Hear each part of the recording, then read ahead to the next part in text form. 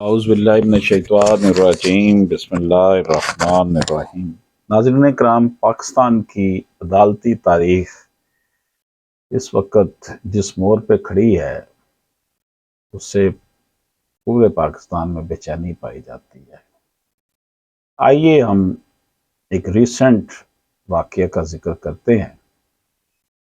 Supreme court کے senior ترین جج justice قاضی فائز عیسیٰ نے دستور پاکستان کی گولڈن جوبلی پر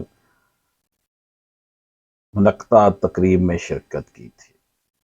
سپریم کورٹ کے جسٹس قاضی فائز عیسیٰ نے پارلیمنٹ میں اپنے خطاب کے حوالے سے وضاحتی بیان بھی جاری کیا۔ کہا کہ میں نے تقریب میں خطاب سے معذرت کر لی تھی، لیکن جب بعض تقریروں میں سیاسی بیانات دیے گئے تو پھر میں نے کسی ممکنہ غلط فہمی کا ازالہ کرنے کے لیے بات کی تھی۔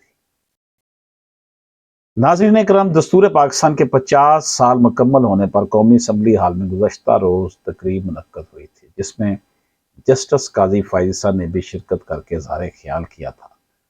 تاہم اس تقریر پر انہیں شدید تنقید کا نشانہ بنایا گیا تھا۔ سپریم کورٹ آف پاکستان کے PRO کی جانب سے جاری وضاحتی بیان میں جسٹس قاضی فائز عیسیٰ نے کہا کہ سپریم کورٹ کے تمام ججوں کو اسلامی جمہوریہ پاکستان کے آئین کی گولڈن جوبلی منانے کے لیے دعوت دی گئی تھی۔ انہوں نے کہا کہ یہ دعوت قبول کرنے سے قبل معلومات حاصل کی گئی تھی کہ کیا سیاسی تقریریں کی جائیں گی، اور یقین دہانیاں کرائی گئی تھیں کہ صرف آئین اور اس کے بنانے کے متعلق بات کی جائے گی، جبکہ مجھے بھیجے گئے پروگرام میں اس کی تصدیق بھی کی گئی تھی۔ جسٹس قاضی فائز عیسیٰ کا کہنا تھا کہ اس نقطے کی وضاحت میرے عملے نے قومی اسمبلی کے ڈپٹی ڈائریکٹر سے کروائی، اور پھر خود میں نے اسپیکر سے براہ راست بات کی اور اس کے بعد یہ دعوت قبول کی، کیونکہ میں آئین کے ساتھ اظہار یکجہتی کرنا چاہتا تھا۔ ناظرین کرام، سپریم کورٹ کے سینئر جج نے کہا کہ مجھ سے پوچھا گیا تھا کہ کیا آپ تقریر کریں گے، اور میں نے معذرت کر لی تھی، لیکن جب بعض تقریروں میں سیاسی بیانات دیے گئے تو پھر میں نے بات کرنے کے لیے درخواست کی تاکہ کسی ممکنہ غلط فہمی کا ازالہ ہو سکے، اور پھر بات کی۔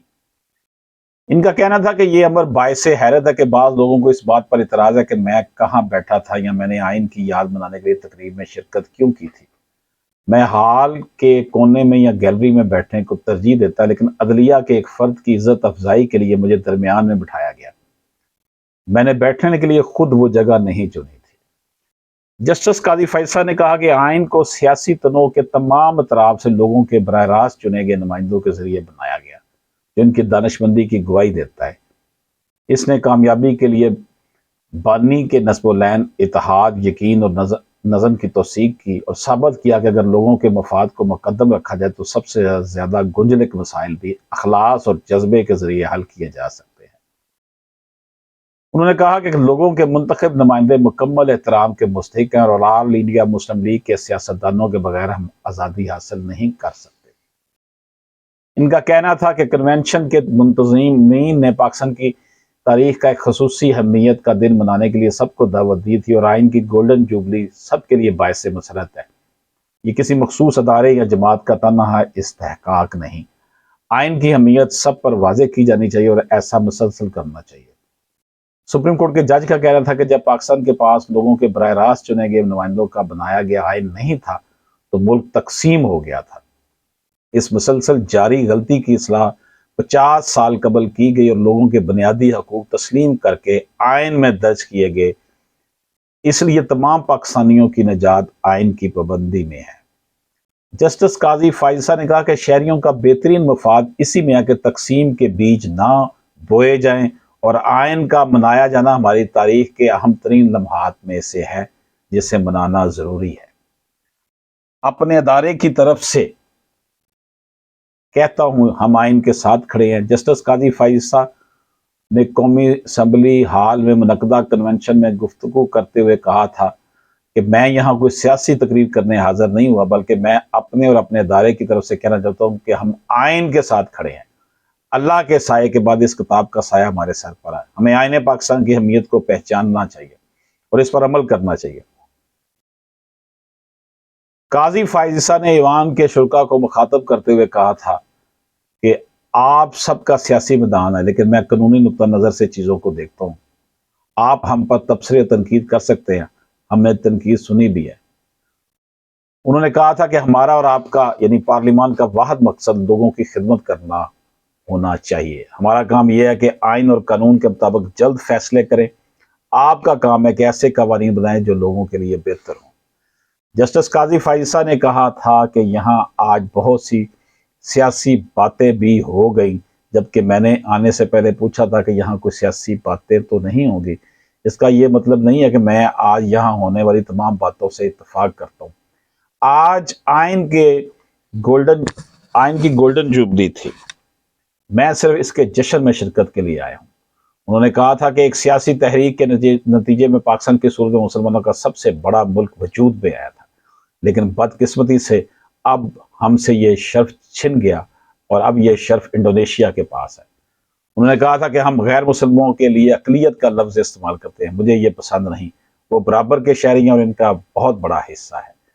जस्टिस काजी फाइसा ने कहा था कि मैं आप सब के लिए एक सवाल छोड़ रहा हूँ कि अगर हम अपने आप को माजी में जज मौलवी तमीजुद्दीन और इन जजेस की जगह खड़ा करके सोचें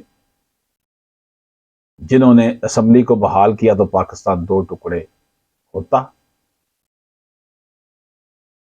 उन्होंने कहा था कि यह बहुत अच्छी बात है कि वज़ीर आज़म ने 10 अप्रैल को दस्तूर का कौमी दिन करार दिया। मेरी चच्ची भी उस वक्त इस अवान का हिस्सा थी जब यह आइन पेश किया गया। उनका कहना था कि इस आइन में लोगों के हकूक का तज़किरा है। लोगों के बुनियादी हकूक इस आइन का सबसे अहम तरीन हिस्सा है। आइन को स्कूलों में पढ़ाने की करारदाद खुशाइंद है। मेरी अहलिया एक अमेरिकन स्कूल में टीचर थी, जहाँ छोटे छोटे बच्चों को अमेरिका का आइन पढ़ाया जाता और इस हवाले से मशकें करवाई जाती थी। उन्होंने कहा, जब लोग वोट और आइन का मतलब समझ जाएंगे तो उनको अंदाजा होगा कि इस रियासत की लगाम हमारे हाथ में है। जस्टिस काजी फाइजा ने तकरीर में कहा था कि इस आइन में ऐसी बहुत सी चीज़ें हैं जो दुनिया के दीगर ममालिक के आइन में नहीं। मसलन आर्टिकल 10A के तहत राइट ऑफ इंफॉर्मेशन, मालूमात का हक। आर्टिकल 19 के तहत फ्रीडम ऑफ प्रेस, आज़ादी सहाफ़त भी हमारे आइन है। उन्होंने कहा था कि मैं अपने इदारे की जानब से कहना चाहूँगा कि हम भी आइन के मुहाफ़िज़ हैं। आप सब ने और मैंने भी ये हल्फ लिया है कि हम हर कीमत पर आइन का तहफ़्फ़ुज़ और दफ़ा करेंगे। अगर मैं ऐसा ना कर सकूँगा तो आप मुझ पर हर किस्म की तनकीद कर सकते हैं। उन्होंने कहा था कि मैं दोबारा वजाहत करना चाहता हूँ कि यहाँ आज जो सियासी बातें की गई, इनसे मेरा कोई ताल्लुक नहीं है। हो सकता है कल को आप में से कोई ये कहे कि हमने आपको बुलाया और आपने हमारे खिलाफ फैसला दे दिया। नाज़रीन इकराम, पाकिस्तान की आला अदलिया में बदकिस्मती से जस्टिस बंदयाल जो चीफ जस्टिस हैं, उनकी तरफ से जस्टिस काजी फाइजा के साथ एक ऐसी महाजराई चल रही है जिसका नुकसान पूरी कौम को भुगतना पड़ रहा है। मैं ये आपकी खिदमत में ये स्पीच पेश की और उनकी तरफ से वजाहत भी पेश की जो उन्होंने वहाँ जाकर तकरीर क्यों की। कानून के तालिब इल्मों के लिए ये गुफ्तगू यकीनन बहुत अहम होगी। इजाज़त दीजिए। अल्लाह हाफ़िज़।